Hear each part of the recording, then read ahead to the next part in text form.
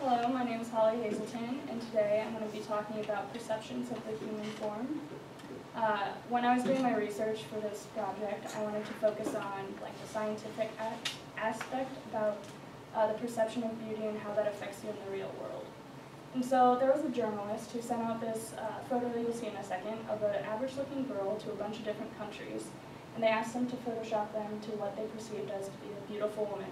And as you can see, they're all pretty different, so everyone perceives beauty differently. But the one thing that kind of connects everything is the science behind beauty. As we learned in previous presentations, we learned about the golden ratio and the number 5, and how that relates to the human form. And you can find that all over in body proportions, and especially in the face. Another part of the perceptions of the human form that make us beautiful is the symmetry. The more symmetrical that your face is, the more we perceive it as to be beautiful because of the unity that it kind of gives you. There's also a scientist who came up with this facial mask that kind of put together what the most beautiful face would look like, and you can apply it to different faces, like Beyonce.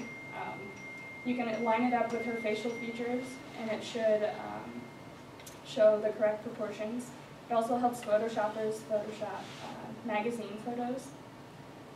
There's a scientific study done about facial attractiveness and how it affects just everyday tasks.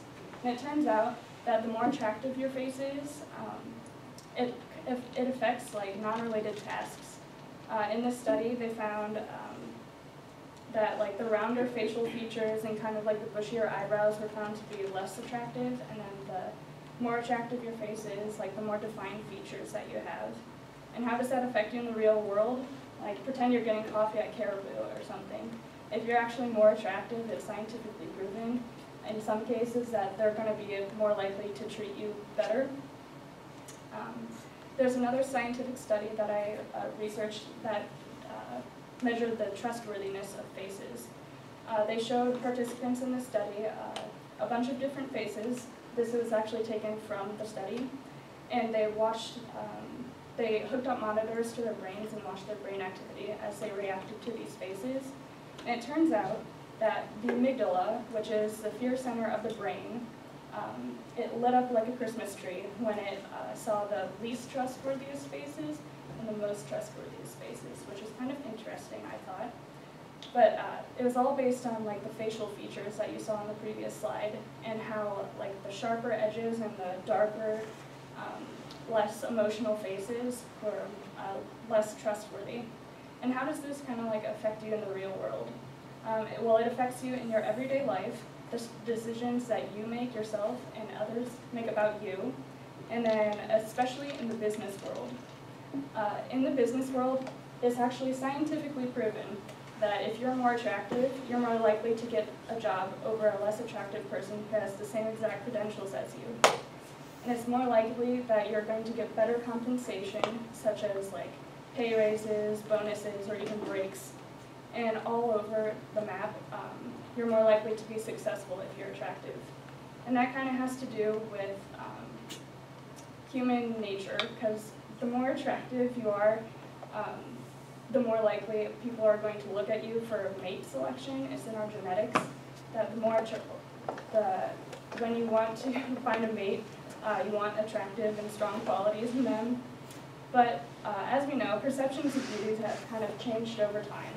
And in this graphic, it shows how in the 17th century, when it was more beautiful to be kind of bigger because it showed a sign of wealth, and now it shows a sign of wealth as being skinny because you're able to take care of yourself. But in recent social campaigns, Dove Beauty is kind of trying to change that image of being skinny, and it's okay to be just who you are. And I think it's a really good social movement that allows women and men alike to embrace themselves for who they really are. And then to kind of close out this presentation, I wanted to mention that beauty really doesn't come from outward appearance. It comes from who you are and how you treat other people. And I think that's one of the most important things I want you to take away from this presentation.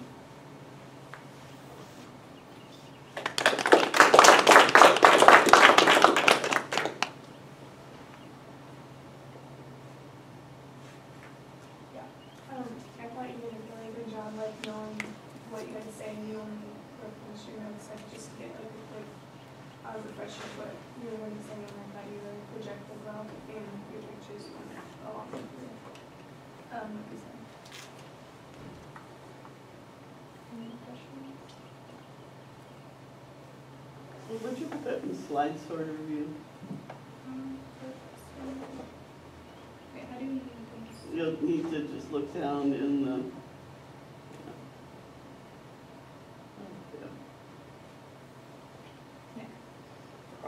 I think on your cover slide you might not have needed the actual perceptions of the, whatever it says, human form. Because like right off the bat you gave a good intro and good introductory statement for it, and I don't think that you needed that to tie along with it because you handled it well. So Yeah, it actually kind of distracts you from looking at the actual photos, which are very good photos.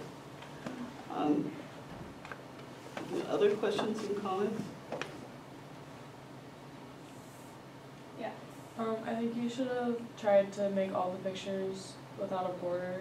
Most of your slides don't have a border, but then there's just a few that have a border. I think it just kind of breaks up the consistency that you have. Like through the flow, you have a lot that don't have a border, and then you just have like the few that do. Yeah, enlarging some of the photos would have made them more pixelated, so I kind of left them as like how they are, so they could still happen in the presentation. Yeah, so. As far as the borders go, I think you should have kept them the same color because you have some borders is black and some borders is white. How about the rest of you? How does that sit with you? Yeah, Tanya? I actually don't really mind the two different colors. Like I kind of think it like for the Beyonce one, I feel like the black just like makes her face stand out a little more, and I think the white would have kind of, I don't know, like she wouldn't have stood out as much. So I think you did a good job with like making things stand out a little more with the different colors. I don't object to the change of colors because of the radical changes in the photographs, but I do believe the Beyonce one definitely should have been white. So I guess you kind of go back and forth on that. But there's an odd choice, I thought, to put there for the mask because she really does not have the mask-like face. Her face is so smooshed together here. And again, it's short from the top of the forehead down and wider. Why did you choose her? There's this website that I found like during my research that it was like an interactive website, so you could like pick a photo and then line up the mask. But I couldn't get like the mask to like move how it should because my computer kept freezing. So I tried to line it up as best I could, but yeah, that's how it kind of turned out. Yeah, but my point is, why her picture?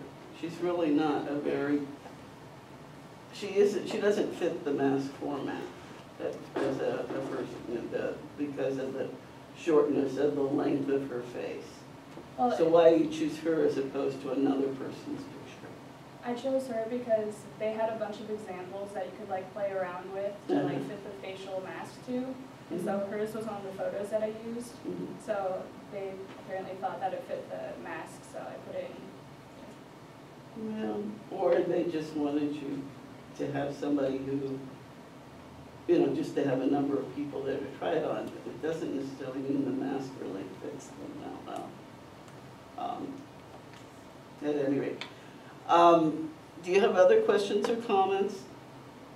Okay, I didn't have a lot of problems with the presentation until we got to slides 13 and 14. And then I started hearing some assumptions that really don't have much to do with, how should I put it? They're from fairly limited perspectives, okay? You said that skinny, I can't remember exactly how you phrased it, indicated you could take care of your health, which is actually the opposite. Very skinny people are not healthy, particularly those models who are very skinny. And that's why there's this campaign in Europe against using particularly some of the runway models because they're not a picture of health. So why would you associate skinniness and health? I was trying to, with the slide 13, it kind of just like showed kind of like the progression of like the perception, or I wanted to relate the social context of like the change of beauty over time to like how it's kind of like changing now. Yeah, the problem is that, again, this can get to be apples and oranges, because models are not really a standard of beauty so much as a standard of the standard set in order to sell merchandise, okay? The notion for the runway model is that it ought to look as close as possible to something that's hanging on a hanger, rather than distract us with the model's shape, etc. Whereas when clothes were modeled earlier, like in the 1950s and very early 1960s in some cases, the idea was to try to get a notion of human form showing. So there's a little bit of difficulty there. That's the only weak spot I really saw, though, in terms of the content when you get to those eras there. It's interesting to me, I have to ask you, you took the pictures on the first slide. Yes. The two girls at the bottom, what are they dressed for? That was actually a photo shoot. They were best friends and they were kind of moving off to college in like completely different states, and so they asked me to take their photos. Yeah, but what were they dressed for? Is this considered formal, informal? Is it for a certain, the dresses, the clothing they're wearing? They were kind of just fun, summery kind of photos. They weren't very formal. They were kind of just But like. that would be a dress like to wear where? Those dresses? Like to go to dinner, to hang around the house? What's the basic wardrobe there? They're kind of like go out and do fun stuff, maybe like go out to dinner, maybe. Okay, yeah. The reason it's interesting is those dresses are virtually identical to what tennis dresses looked like in the 1960s. When there was a change and you were allowed to go to tennis courts without wearing all white and color was introduced, that dress style, that was considered a tennis dress. And they're almost, they're almost identical to some that I had. It amazes me now. You could probably fish out wardrobe from different eras, but you would wear them at different occasions now.